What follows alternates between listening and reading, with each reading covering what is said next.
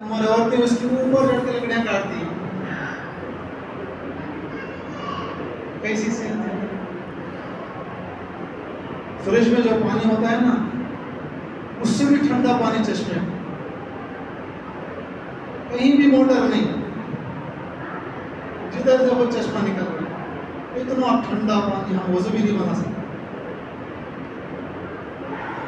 हाथ डालेंगे, हाथ लगाएंगे तो जो हाथ जो है ठंडे पानी से हो, ज्यादा देर पानी में हाथ नहीं रख सकते।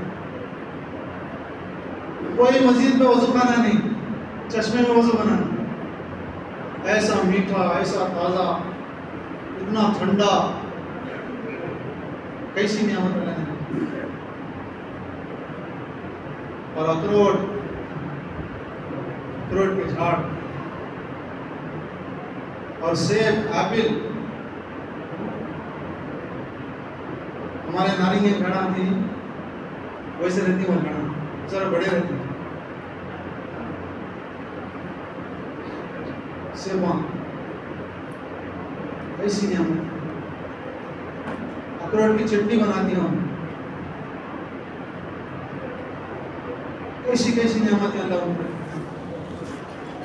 जो है क्या कहते हैं, मक्की जाली के रूप में भी खाते हैं। मक्की जाली का आटा ज़्यादा